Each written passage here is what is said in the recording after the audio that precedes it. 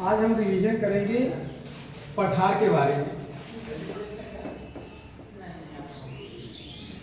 पठार में आपने पढ़ा है कि एक तो मालवा का पठार, तो हम सबसे पहले आपसे ये पूछना चाहेंगे कि जो मालवा का पठार है, ये मालवा का पठार भारत के किन दो राज्यों के बीच स्थित है? मध्य प्रदेश और राजस्थान। यानी मध्य प्रदेश और राजस्थान के बीच मालवा का पठार स्थित है। तो अगला क्वेश्चन हम ये पूछते हैं कि जो मालवा का पठार है, इस मालवा पठार को और क्या कहते हैं? इसका उपनाम क्या है? उर्मिल पठार। इसको किस नाम से जानते हैं? उर्मिल पठार के रूप में मालवा पठार को जानते हैं। और इस पठार का ढाल किस मैदान की तरफ है? गंगा के मैदान की तरफ। यानी गंगा के मैदान की तरफ मालवा के पठार का ढाल है। फिर हम यहाँ पे ये भी आपसे पूछ रहे हैं कि जो मालवा का पठार है, यहाँ की प्रमुख नदियां कौन सी हैं? चंबल, काली सिंध और कौन सी हो गई? नेवज। ये जो है यहाँ की प्रमुख नदी मानी जाती है। और इसके अलावा सिप्रा भी आपकी आती है, और इसके अलावा पार्वती भी नदी ले सकते हैं।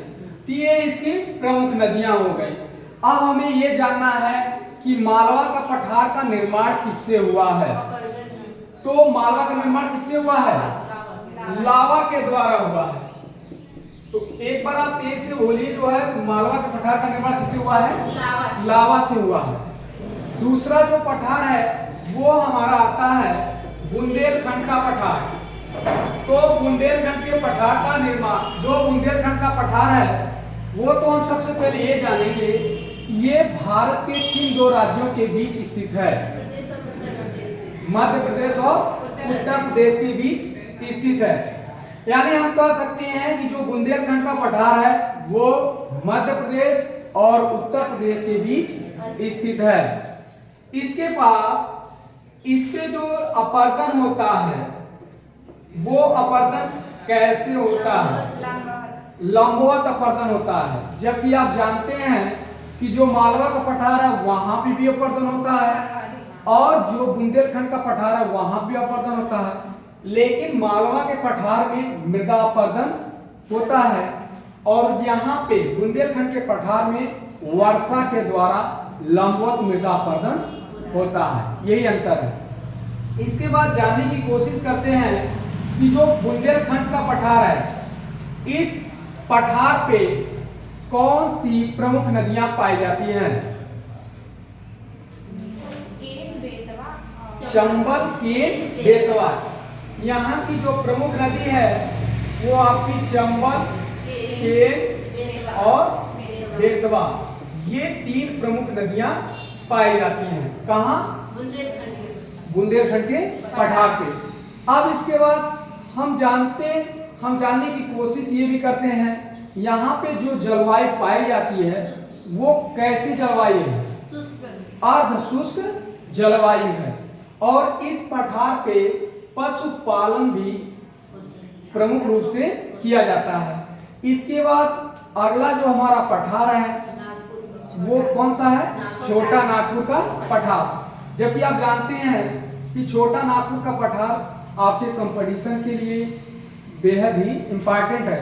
तो हम जानने की कोशिश करते हैं कि छोटा नागपुर का पठार भारत के किन किन राज्यों में है?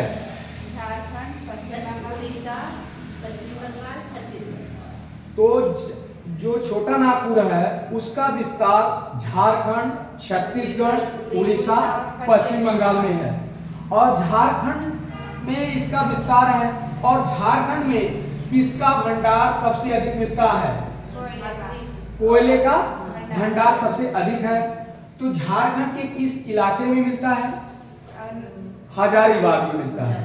यानी हजारीबाग में कोयले का उत्पादन सबसे ज्यादा होता है। इसके बाद आइए हम बात करते हैं छोटा नागपुर पठार को हम किस किस नाम से जानते हैं? एक तो पहला आप जानते हैं, किसके नाम से जानते हैं? रत्नगर्भ के नाम से जानते हैं। और दूसरा भारत का रूर, ठीक है ना। तो ये भारत का जो रूर है, इसकी संज्ञा तो दी गई, लेकिन ये संज्ञा जर्मनी से लिया गया है, ठीक है ना। जहां पे वो पाया जाता था, एक आपका स्थान है, वहां पे रूर क्षेत्र नाम दिया गया, और वही क्षेत्र कहां पे लाया गया? भारत में भी लाया गया।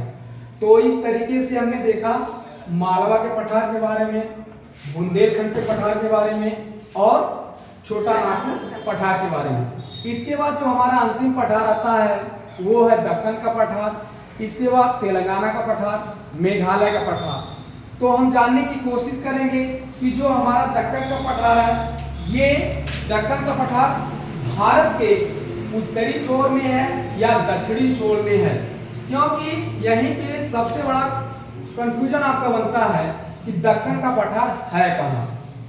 तो आप देखेंगे ये जो भारत है, भारत का दक्षिणी वाला इलाका, यहाँ पे आप देखेंगे जो ये इलाका पाया जाता है, ये इलाका कहा जाता है दक्कन का, ठीक है ना। तो दक्कन में आप देखेंगे पूरा कर्नाटक राज्य आता है, फिर उसके बाद तेलंगाना का भी क्षेत्र आता है।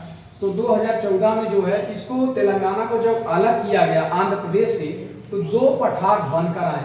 एक पहला आपका आया दक्कन का पठार, और दूसरा आया तेलंगाना का पठार। इसके बाद हम आगे आपसे कल बात करेंगे।